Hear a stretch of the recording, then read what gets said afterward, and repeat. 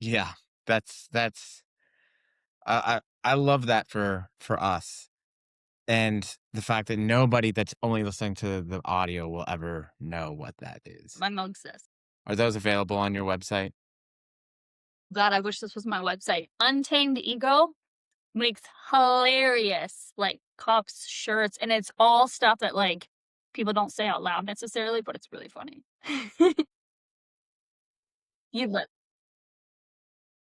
Look, man, my wife got me a shirt when we were dating a long time ago. I literally, I it's like one of those things you can't wear it outside. Yeah. I mean, it's just it's so far gone. Like it's not even a like a close call. It's like, ooh, maybe I Yeah. can wear this with the right people around. It's like, nope, uh. Yeah. It just it stays, and nobody ever sees that shirt. It's your knack time shirt. That was the pancake shirt. I believe you've seen that shirt. It doesn't ring It a had the bell. pancake with the face on it, and just a ton of different syrup bottles. Oh, I think I have seen that. Yeah. Mm-hmm. Mm-hmm. It's fucking god awful. I literally don't know any other way to explain it other than just like an affront to the Lord. Love it. Way to go, Jillian. I want to say I think I've gotten rid of it finally, but I'm not sure. You coulda had her, like, you could have made it into, like, a pillow. That would've been fun. I think the funnier thing is to put it in a Goodwill bag. Right. That. Ah. Yes. Donations, baby. You get some fucked up shit at Goodwill sometimes. Or at some of those thrift stores. Thanks to Mm-hmm. thanks to you. No, not. That's thanks to Jillian. Thanks Oh, to yeah, yeah, Jillian. yeah, yeah, let's put it on her. Yeah, thanks to my beautiful wife. That's fair. So, your idea for podcast today, no Phil, because you had sick baby the other day when we were supposed to record. Yep. And then Phil was like, fuck it. I was, I don't want to like have her have to sit out another week because you were sick the week prior. I know, what a So bad you're the one. fucking special one today, buddy. I'm so ready for warmer weather and to get rid of all of these colds and flus and all of it. Sick of it. Hey, just wait. There's something new brewing, I'm sure. There's We can always always count on something new. next year for something. Yeah. But I like this one because I mean this is definitely something, and I know you've heard me talk about this a million times. Like if you're a coach and you're doing your job well, the athlete, the client, the whoever should not need you forever. Yes. And so, some of the idea of that is, well, have we learned our body well enough to know where to push on exercise to make progress? But, exercises we like or work for us, how to have like sort of internal log on like food or water, you know, and hopefully to navigate away from tracking, you know? Yes. I do not bring my clients on in the hopes that they will need me forever. Like, I hope that there is a day where they're like, "Hey, I've learned so much. I've got this. Like, thank you." Now, I do have some long-term clients who 100% could navigate on their own, but I think they just like that coach-client relationship, and it keeps them on course. Yeah. I mean, samesies.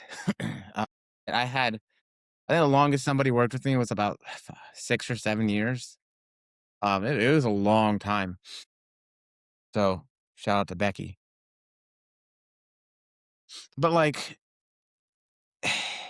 there's a difference, and I think this is why we both are very much so believers in macros versus meal plans because it's about getting a little bit more in depth with things, understanding them better, having that experience in a way where it's not like shit. Well, the only way, one of my friends' wives back in the day, the only way that they ever knew to lose weight was, well, I'm only going to eat chicken Caesar salads now. And that's all I eat when I'm on a diet and I just do a bunch of cardio. I'm like, I mean, vibes, it works, I guess. But it doesn't like work well for you in the long term. It didn't.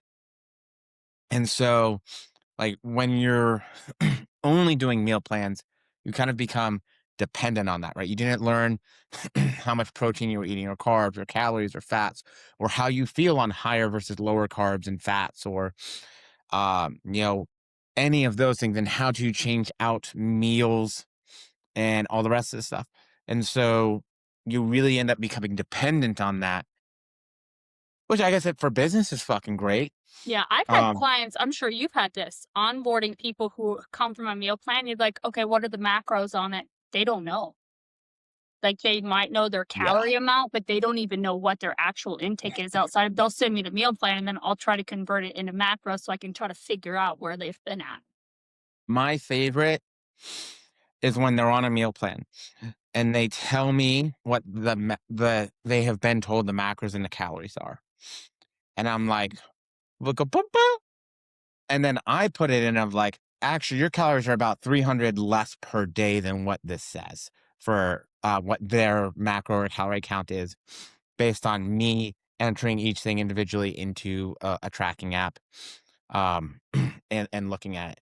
And I'm like, fuck, really? I'm like, yeah. Uh, it reminds me of, uh, I love it. So one of my clients was talking shit to me about a podcast they had listened to and it's a well-known one in the industry for like the bodybuilding stuff. And they were laughing because like they keep saying that the macros and the calories don't add up. And that's why they use meal plans instead of macros. I'm like, well, I mean, they have to add up like that's how it works. Um, so it is more likely that they just didn't understand that somebody was probably changing calories based on like fiber intakes or something else, rather than just being very straightforward about it. And obviously that's one of the things that we like to talk. Like I always like total calories versus net calories. Hmm. Um, counting our fiber as part of our carbohydrates Yes. because we don't still really have the greatest like numbers and idea of what kind of calories we get from fiber. We know that we can digest fiber in the colon or the large intestine, and that, the bacteria in there digest and you do get calorie value out of it. But exactly what that is, not a great answer. So it's easier to just count it as part of it and be like, hey, we should probably have a base amount of fiber because, that's good for health too. But it also like simplifies it because how much harder is it if I have to count? All right, so now I got to pay attention to fiber and I got to pay attention to the carbs and then oh, well, I'm paying attention to fats, but am I just paying attention to fats or am I like paying attention to making sure I'm getting enough like poly and monounsaturated fat? Like that shit can get really overwhelming. And I feel like that's one of the things that leads to the burnout on tracking. Agree. Nobody ever wants to track forever. Like fucking no, I have not met a single person that has healthy eating behaviors that wants to hard track, weigh every single meal, every single time forever. That is not I just haven't seen it. I don't know. Have you experienced that? No, no. For maybe a season, right? Like, oh, hey, I really want to get the most growth out of this season, yada yada. So I want to make sure I'm getting enough calories and really fucking on it. Yeah, when it comes to contest prep plans, I think that's a look like Yeah. it is a little disordered to be a long-term bodybuilder, and I hate to say that, but you do have to be very meticulous. You have to enjoy it. Like I have a client, Janelle, who has an amazing physique, and the amount of precision she enjoys it. But I mean, I think I've had her as a client. She took a little break, but I think, man, like 3 or 4 years, and she just loves the structure. And some people, she has no disordered eating patterns. She really wants to be the best athlete she can. She doesn't like leaving anything on the table. But what she does go off, things I watch for, is she doesn't beat herself up or try to do extra cardio or lower food. Those are usually signs of somebody who has a little disordered eating patterns that they're trying to make up for something or fix what they feel was an off day. Yeah. So I would say the fact that she goes off probably is part of the healthier eating patterns. Like, oh, hey, I had an anniversary or I had this, or I decided something was more important than this in this moment. That like real, like I think overtly structured approach. Because Sam's kind of the same way on Yeah. my client load, right? I've been working with her for a long time. She really she's a planner. She's type A. She likes being in control, and that's a big thing. But you best bet that I have definitely forced her to be like, all right, we're gonna go have a free meal. Like we're gonna go do something different. You're going to go have, whatever with the husband. and that's not a problem. I think if it's the people who can't not, that's where like the problem lies, right? Nobody's getting mad at you for keeping an eye on your finances and your money. It- so it's the people that can't stop obsessing over their money where you have a problem, or they have a problem. Well, what's the word I like? Allegedly's. You may allegedly have a problem. So, but it's like that same approach though is how, my opinion, how you successfully navigate away from having to track everything, Yep, I agree with that. you know? It's like, because, and I don't like calling it intuitive eating. I know like that's the term, but when you have the amount of experience and time invested in doing this, like you or I, or maybe even a lot of our athletes, you can't, you can't look at something and be like, "Oh, that's mostly protein," or, "Oh, that probably has a lot of fat," or, "Ooh, that tastes too good to really be low calorie." You know what I mean? Remember there were those like fitness sweet treats Yeah. that were like people had. I don't remember the name, but there was a brownie company I I do. remember that tasted so good, and then it came out their macros were not accurate. No, they were just like normal fucking brownies with like some proteins added to them. Um, but like, so for me, I fucking can't go through my day without, and at the end of the day being like, ah, maybe I should have had a little bit more protein, or it's just, it is so ingrained. Can't It, unlearn it once you know right. it. So I like to, I love equating the calorie budget stuff to like money stuff and actual financial budgets. I do the same thing. Like at a certain point, every time you look at $100 bill, you're gonna be like, oh, that's $100 bill. You're never gonna look at a 20 and be like, oh, that's $100 bill. Yeah. So the same thing kind of ends up happening with food. You see it and it automatically registers as somewhere within a calorie or value range, somewhere within a protein or a whatever. And so it makes it really easy because you have that experience, just kind of like, oh yeah, so I definitely did a good job on my protein earlier, so I can kind of not have to worry about it for dinner as much. Or, oh yeah, I really didn't do well on my protein earlier, so I should be a little bit more aware and intentional about maybe having a heavier protein serving at the end of the day for dinner kind of thing. So it ends up, fuck, it ends up being a natural inclination, I guess. Yeah. So I know when I have a client, like, and I'll kind of just use this morning's example that I went over with you vaguely, but I had a new client onboarding call, and I love when people ask questions and they want to know what's the plan, not just, oh yeah, you're gonna, like, her overall goal is to lose body fat. So I could easily be like, oh yeah, I'm gonna put you in a calorie deficit, we'll get you set up, let's go. But she had more, she had questions like, how do you structure? She came from a rigid meal plan that worked very well for her. She had hit her goal. But then when it was over, it was like, shit, the weight came back. And so, how I like to structure things, especially if I know ahead of time that their main goal is to get away from tracking, which most people's are, but some people are more hard. Like they know that, hey, this structure long term is not going to work for me. Like I'm going to want to be a little more lived in approach, is what I call it. Um, so for this particular client, what we're going to do is I'll have her in a calorie deficit to hit that goal, right? We'll go week to week, we'll adjust things as needed. And then I told her when that's finished, we need to reverse diet you. And I went over with her, like, I have baselines with my clients. Like I only go to a certain, like, there's a baseline low for fats, there's a baseline low for calories. And if we get there and your body's not responding, we get out of it.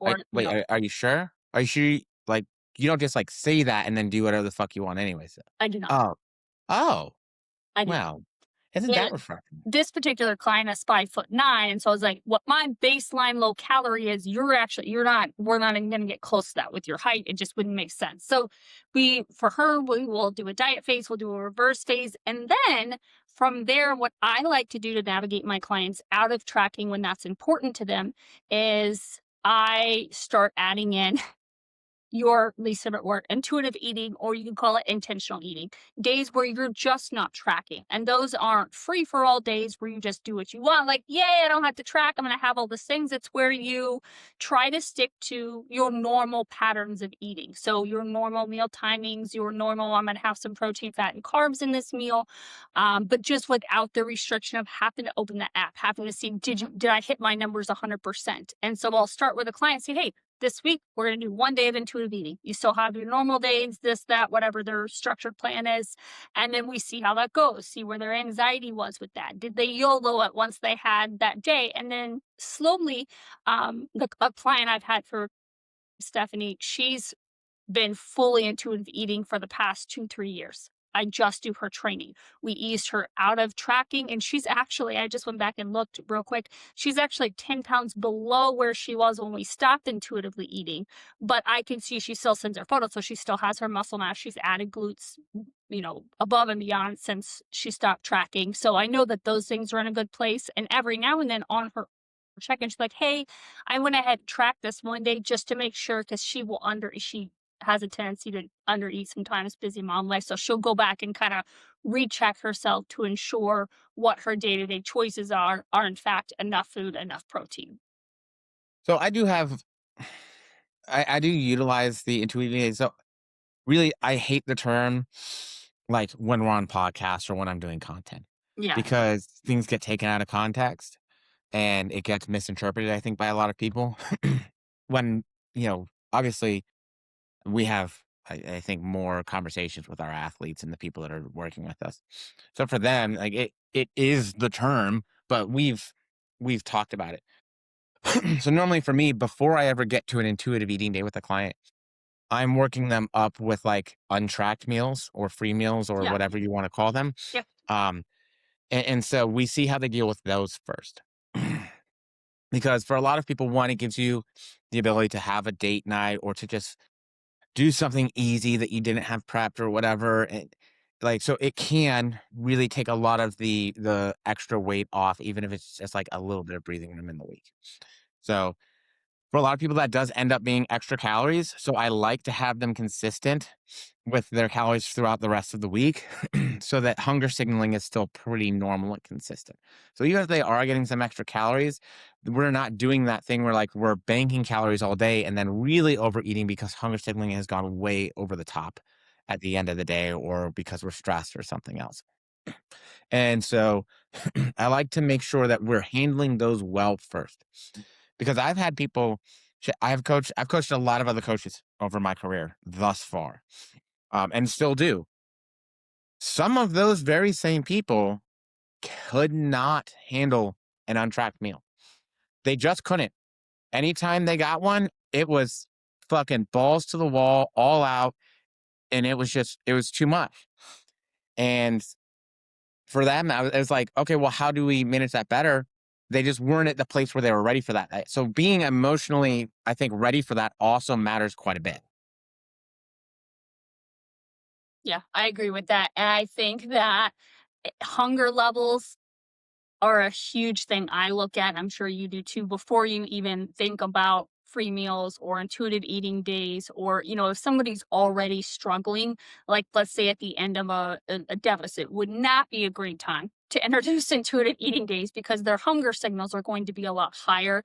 And so it's just human nature. Sometimes we have every good intention, but once you have one thing, and for everybody, that one thing can be different that you're trying to add into your macros or just into your intuitive eating day, all of a sudden you have that one thing and it's really hard to shut that down. Free So, meals, go ahead.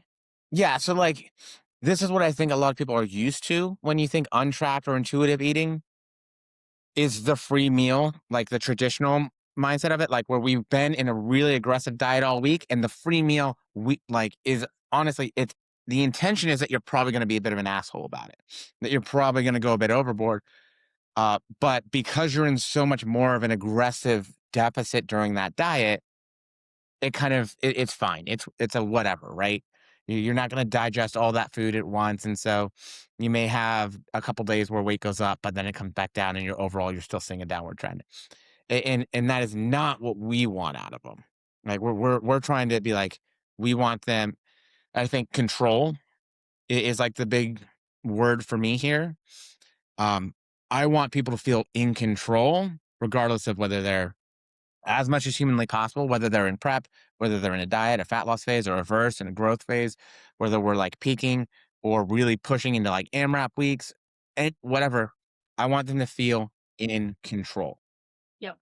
And I think each client is very different. That just sparked, I have a client who she had never had a coach before, never done a show, which she wanted to lose weight. She started at around 160 pounds. And we got her to, let's see, around 115, I think, at the end of everything. She's a shorter. The lowest her calories got during that time was like 1,800. Like, she didn't go super low calorie, but everybody's so different. We got her where she wanted to be. And I'm like, okay, now we reverse diet. As we started to add food, all of a sudden, struggles she never had started to happen where that hunger just spiked. At that time, I introduced a free meal because she didn't have a diet phase. I wanted her to enjoy. But then what I found from her feedback, week to week, is that she hyper focused on that free meal. Her entire week, she would focus on, where am I going to go? What am I going to have? And then, and I can always tell too, and I started asking, how many calories do I get for that free meal? How many, where you really start to notice they're really dissecting this and making it more trouble and stress on them than it's intended. And Yeah. then finally one week she was like, hey, I really need to have these removed. Can we just bring up calories as a whole for the week so that my hunger's in a better spot? And then, because I didn't know her, that she was obsessing over the free meal and everything that was happening, and seeing that skill spike so much from the free meal wasn't helping her mentally. So we removed it, we brought food up, and now, it took about a month, but now she's maintaining her weight on like 2,400 calories. For her, that was just a lot better. So now we're focusing on, how do you feel around food? Do you have any anxiety around food? Eventually, we will get her to intuitive eating, but each client, you have to be really good at noticing signals of kind of distress, if you will, for them. Because I always want, yeah, I can get client if they want to lose weight, if they want to, I can do all that. But for me, I'm navigating each person individually with like, how, from the knowledge I have, how can I best serve you specifically? Because every single person can't handle the same route as another. So I think one of the other things that we want to be aware of when we're like reversing and doing that is that we're not getting away from food sources. We're not having these huge changes in terms of the type of foods that we're eating, maybe the timing for our foods. When we find stuff that works for us and we find a good groove, I normally really try and encourage people to dig in on that. So yeah, we're reversing, but maybe I'm just adding some more rice, or I'm having an extra piece of fruit, or I'm not saying, well, I'm just gonna not eat vegetables anymore because I don't have to, right?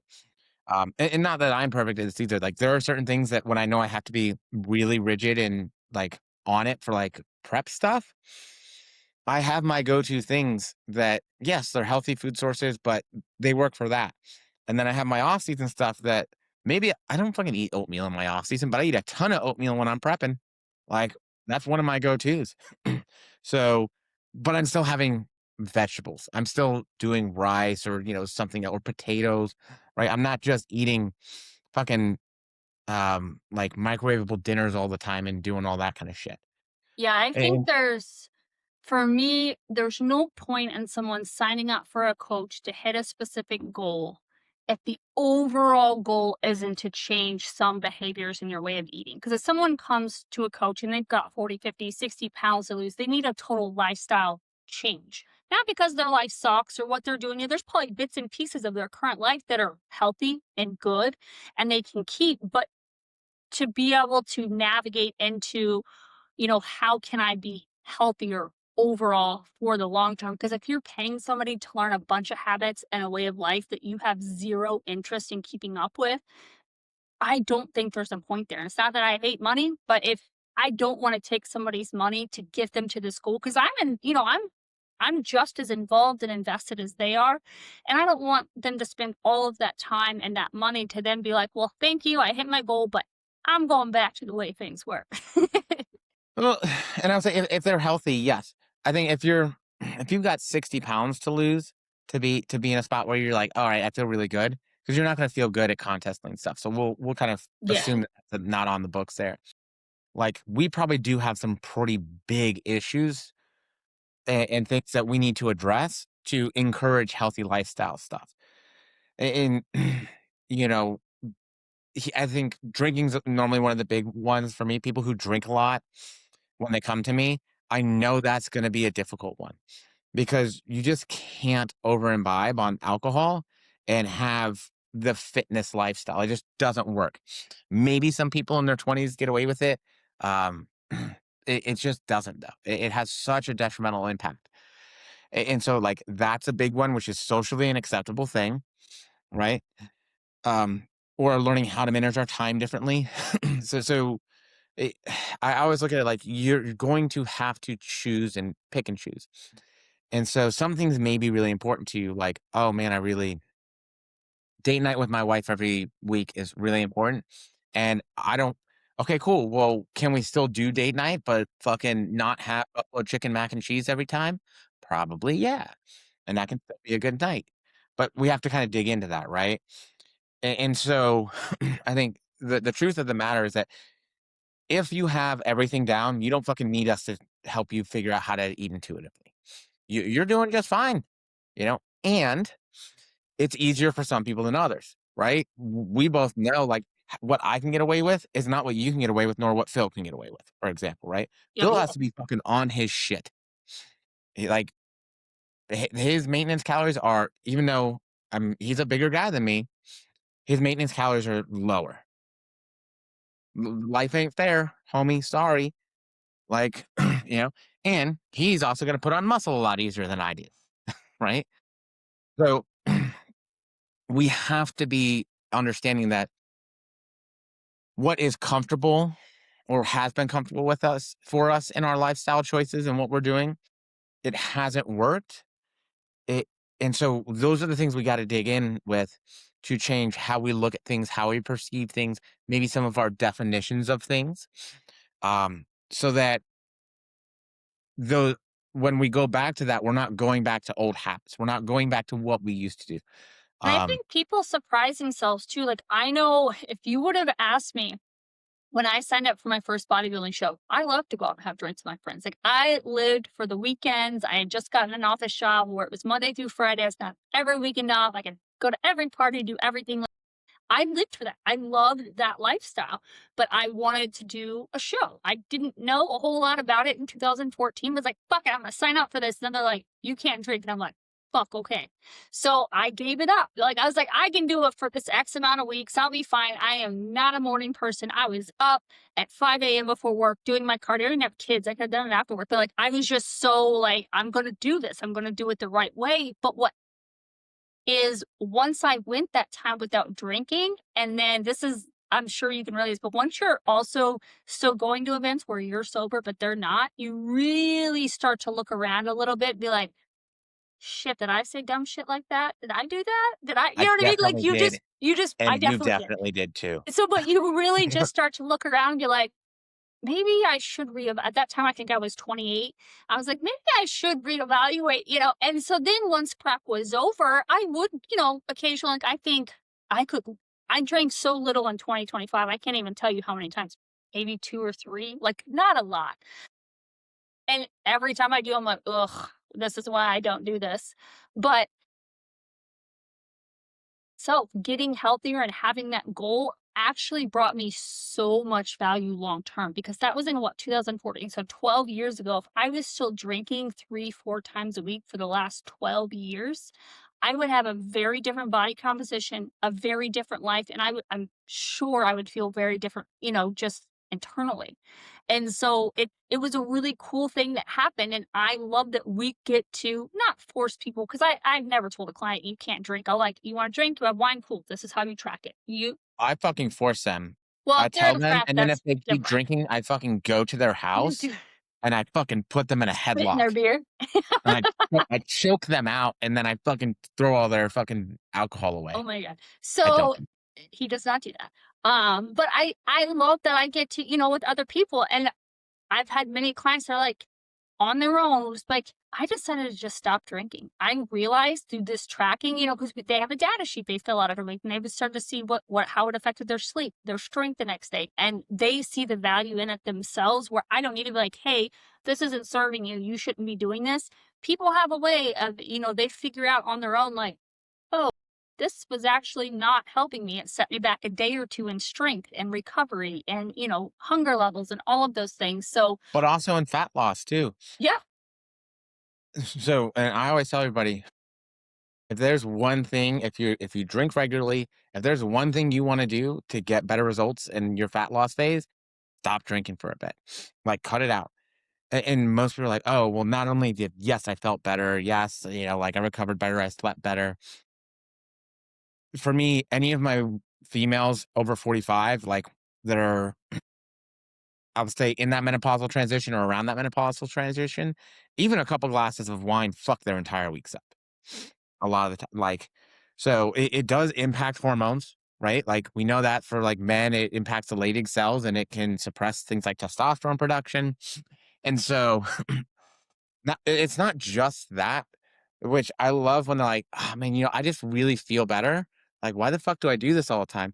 But it also saves them a lot of money, especially if you go out to drink. That shit's like it's wild how expensive that's gotten. yeah, especially in your I know when I was in my early 20s, it wasn't the alcohol because 'cause I'm female, I didn't always pay for a lot of alcohol, but, like, Oh, look at me. I I had to don't get have the a fucking I was gonna Audi. tell you I was offended for me, but I had to get a new outfit. You couldn't repeat outfits, so every weekend, I know, poor me, poor Kayleigh had to buy new outfits and not pay for a lot of her alcohol, but that's just the reality for That's why I went to the gay bars.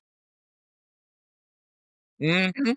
You best bet. So see? especially like um when I used to be in my old band, we had a buddy who would DJ at it's called the G Bar in Ybor, so it's obviously the gay bar.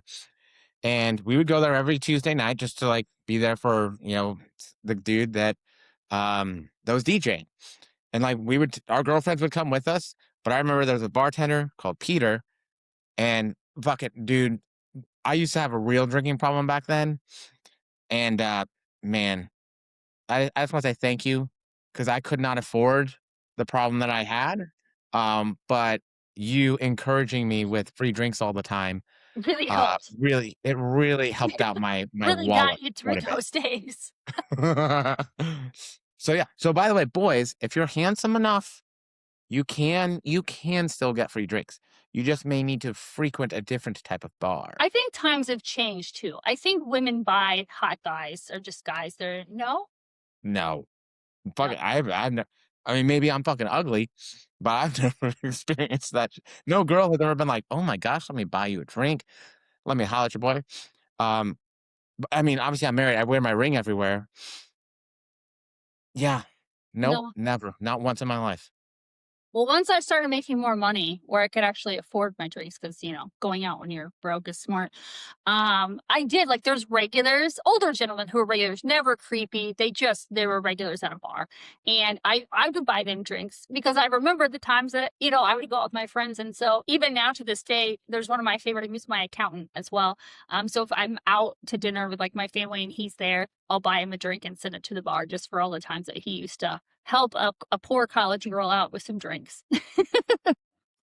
Yeah, but I mean, like, also when you get away from it, you recognize like, oh shit, like maybe that stuff is only fun because I was drinking. And then for me, I used to do a fucking ton of I do dumb shit sober. Imagine me drunk as fuck. Same. I mean, and I was the like, same. dude, what one of our first times actually meeting in person, like your husband was there, so let me fucking preface it with that. But we ended up wearing each other's shirts all night. We just switched them Yeah. out. Yeah, because we were both drunk and thought, wouldn't it be a funny idea? I think it's because two girls switched outfits. And so Hmm. we're like, we got this. And so we switched. By the way, that shirt was so comfortable. It had so much breathability. Yep. So Hey, nice. comfort. So, and then yeah. So I also now don't have to worry about like, oh, fuck, what did I do? Yeah. Or, oh, fuck, man, like I said that shit and I probably should have just kept it to myself or, Yep. yeah, whatever. Um, because when you're loudmouth sober, fucking it doesn't get better when you start drinking. Yeah, I get more adventurous, like, I Yeah, decide you when do. I'm drunk to jump on scooters and just, like, I become this daredevil, and I don't understand. Yeah, but there was also like, to be fair, that's the other thing. I think when you're drinking, you're more open to peer pressure. And of course, when you're drinking, everybody's trying to get you to do stupid shit anyways. So it just kind of like, compounds a lot of the time. Yeah, and I feel too when you drink, you're a lot more probably going to eat off plan. Like, drinking makes you hungry, Yes. you're gonna give into things, your choices are gonna you don't make quite the choices sometimes that you would maybe. So we're like, "Oh, hey, I got a fitness goal, I'm not gonna." You might have a couple glasses of wine and be like, "Ooh, now I want cheese and crackers," or now I want just and it can kind of spiral into then you're like, "Well, shit, shouldn't have done that." Believe that's how babies also get made oftentimes. You're like, oh, well, you know what? Nah, why not? And then 9 months later, you're like, Surprise! yeah, it's literally just like the cop from fucking Dexter. Surprise, motherfucker! Just pops out from behind the curtain as you give birth. That's your baby now. That's your baby now. So, but those are the things that I think people don't recognize are the hugest, most hugest, I don't know, the largest parts of being successful with intuitive eating and this approach because drinking is also like super calorie dense. Now we're always having the same kind of the normal mindset that we would have. And it doesn't mean that we never say fuck it. It doesn't mean that we never say worth it or I'm going to choose to enjoy this experience and have the XYZ or whatever. But it means that we have that normal thought process of, okay, cool. Well, I'm going to do this. And then, maybe I shouldn't be, or I should be a little bit more withheld for a little bit afterwards. Because if I'm always going overboard, if I'm always in the fuckets, if I'm always in the treat yourselves, like that's what gets us into the places we don't want to be in the first place. And so, like, it's really, I hate it. We literally, when you're a personal trainer, I know it's like people just teach you how to train weights. And it's like, no, no, no. I'm straight up trying to Pavlov's dog you in so many fucking ways that like I don't know that you know. And most people, it's small thing and small thing and small. So that when you get to the end of like a 6 month or a 12 month or shit, sometimes it's years for people, you're like, holy fuck. Like I'm a completely different person than I used to be. Not only like in terms of the choices I make, the things I do, a lot of the things I enjoy, even like I'm just like my lifestyle is completely different. And so, because a lot of people also have proven to themselves so many things that they can do that they didn't think they could do before, or that they would always struggle with and kind of like fall down and have to get back up and fall down. And now they have mastery of it, and they're really in a good spot in control. It's like, oh, fuck. So now they also just have this generalized confidence, self efficacy that comes along with that of like, hey, I can do, I can probably do most fucking things that I want to do.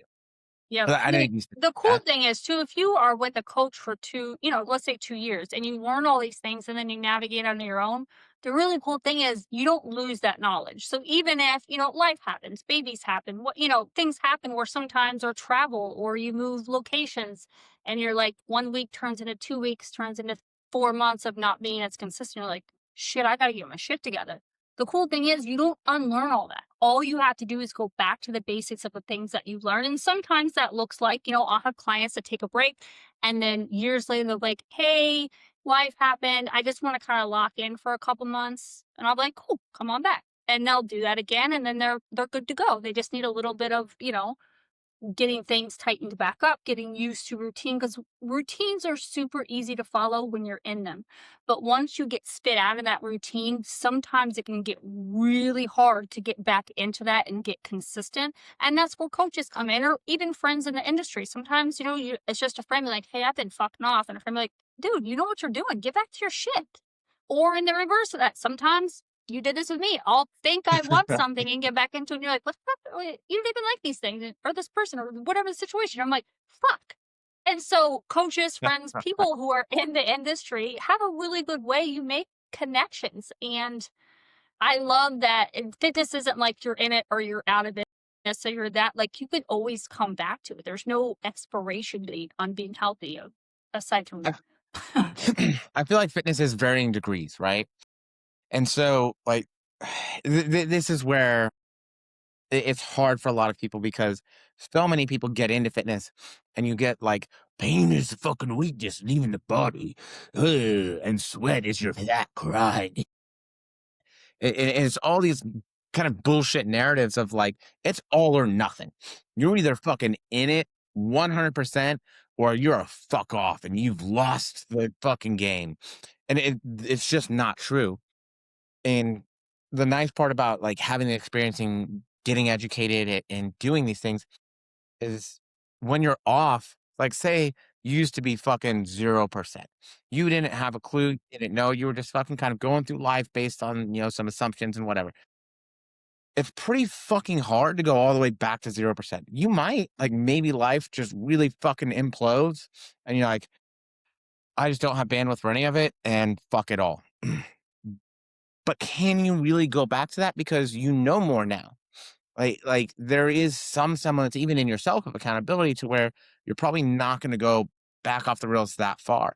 And so even with those people, what I found is say that they're like, you know what, man, I just need to get back into it and I need a little bit more. They still didn't get back to as bad as they were prior. They're still in a better place than where they started. Um, and so like that stuff doesn't go away. Yeah, and I think And that's a some nice of that part. on the coach too. That you saying that i- if you have a like, if I got an onboarding call for somebody who's say 180 pounds, they're like, my goal is to get to 120. It might not be, depending on their height, depending on their age, that might not be a smart, attainable goal. Especially if that's a guy versus a girl. Yeah, yeah. Guys like, I want to get down to 120. I'm just like, Yeah, I've had some people give me some crazy stuff sometimes, and I have to be like, "This could I get you here? Yes. Are you going to be able to stay here and maintain it? No. So unless it's like a contest prep situation where like they want to compete, this is around the weight body fat percentage they're going to need to get.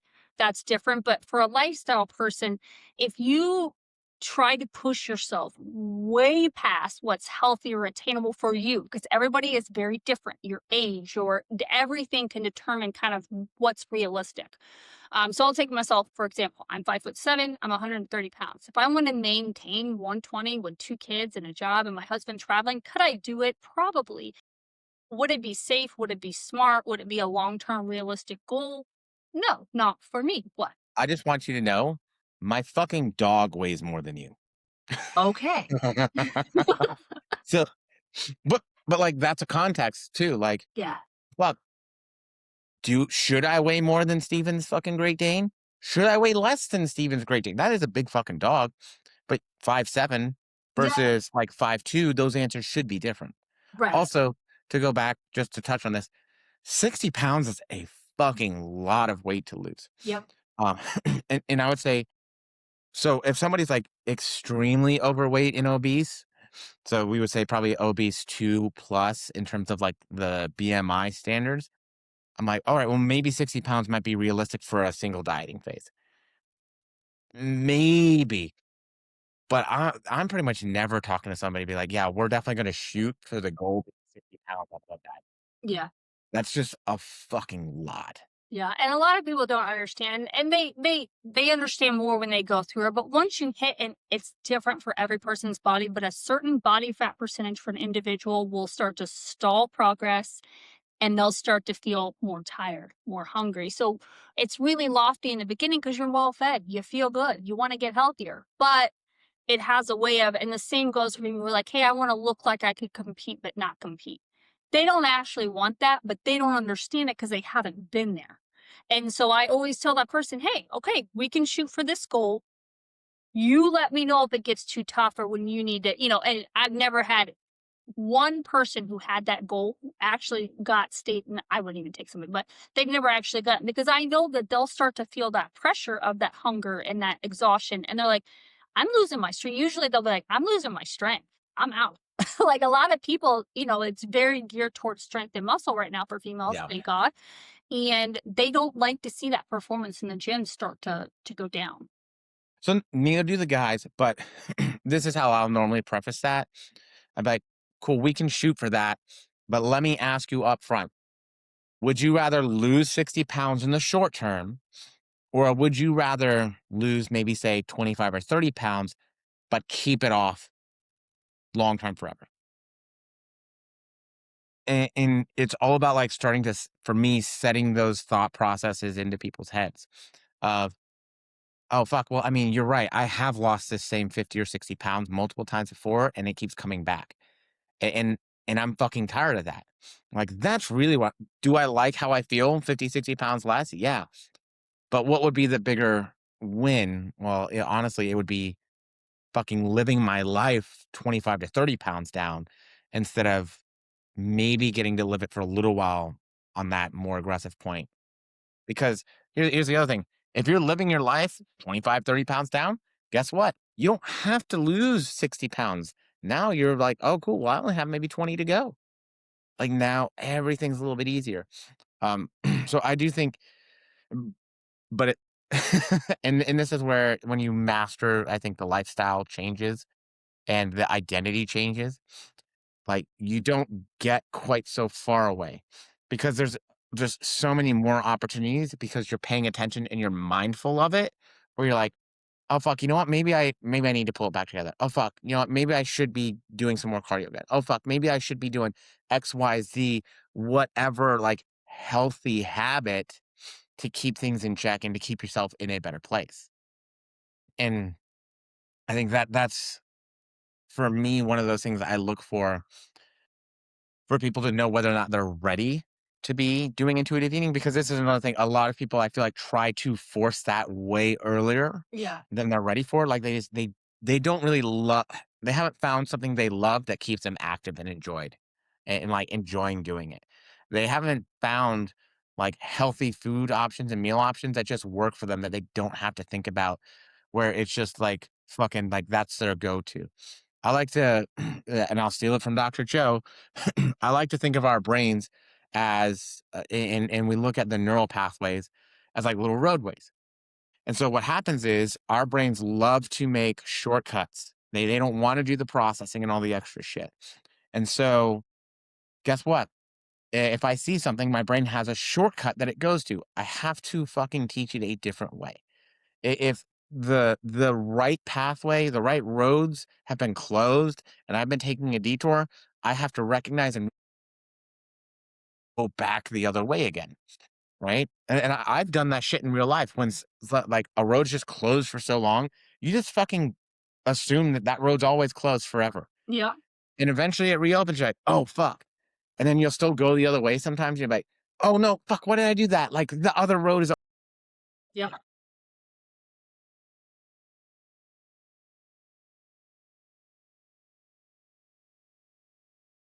with a client the other day. Look, you're being really hard on yourself because you're like, oh, fuck, I'm not doing it right. And I need you to understand we're learning something completely new.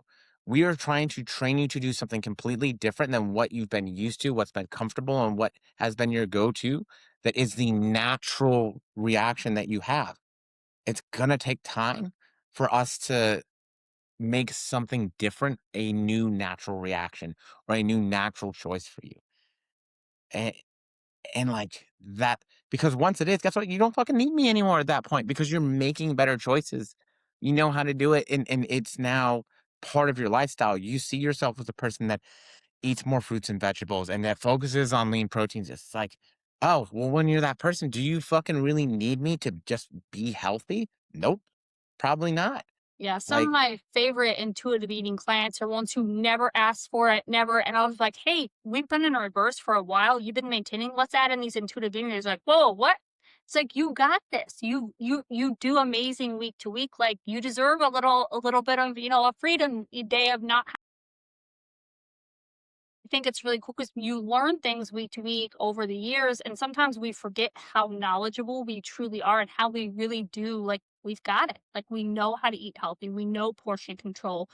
And I love those clients for the reason they usually come to you pretty nervous, pretty like, I don't know what to do. I'm just so desperate. I know I need someone to help me. And when they finally reach that point of like realizing they know their body, they know how to, it's freeing for them. And it's cool to see as a client too that someone that came to you kind of maybe tore down or thinking, this is my last ditch effort. I've tried every diet, I've tried this or that, and getting to see them be able to navigate on their own is a really cool experience as a coach. So I do also think that it's a natural progression for a lot of people to move into more of an untracked thing because for most people, we are kind of fighting the natural tendency to just eat. And so what I found for many people, and normally it's like competitors and people that are really at the top, they're like, oh, well, I'm so fucking familiar with my protein or what I do. I just do this many eggs and like this much egg whites. I don't put it on the scale anymore because like it's just I know, and if I fuck it up, like, I know it's like, "Oh, well, I didn't feel quite as full on that meal, so I knew I was probably a little bit low on my egg whites for proteins," or we use the egg substitutes, whatever. Or I knew just based on, like, the volume and the mouth feel that's a great one, right? The mouth feel. Yeah, that, like, I probably didn't have as big of a piece of chicken that I normally do. And so, no, I just don't know many people that are like super fucking psyched about putting food on the scale and putting it into their phone every single time forever. And so I do think that there is this natural inclination. Again, our brain wants to take fucking shortcuts. We want to be not busy but productive in the things that we do. We want to like same thing when we're dieting. We want to conserve energy and bandwidth for other things. It's a natural thing to be like, yeah, I'm just gonna fucking eyeball my veggies, and eventually you just get fucking better at it. If you never give yourself the opportunity, though, guess what? You're never gonna get better, a and that's hard. So, like, I think you said you had a couple of, like, pillars that you wanted to, like, go into for specifics. Did we hit them, or do we still have something No, we need I to think we hit everything that yeah. I had on my notes. And I do also think, like, to go back in time a bit further, the hunger and how your hunger feels is big because just like we had talked about this one of the other weeks with Phil, like I can't wait till I feel full to stop eating. I have to stop eating before I feel full if I'm going to be successful with weight maintenance and hunger signaling. Sometimes you got to fucking train yourself. And sometimes you have to like really look at if your hunger signaling is out of fucking whack, we need to look at that and we need to say, can we trust that or not?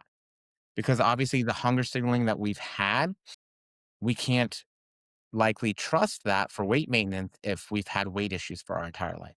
Yeah. We need to retrain that. And I think times of, months, years of tracking helps to really zone in on that a little bit more in depth too, because you realize once you've started tracking what you may have felt like wasn't enough food or a big enough meal, once you're tracking it and you're like, well, I'm just going to kind of trust this, and so you do that and you're like, oh, that did actually hold me over until my snack or my next meal or whatever it is.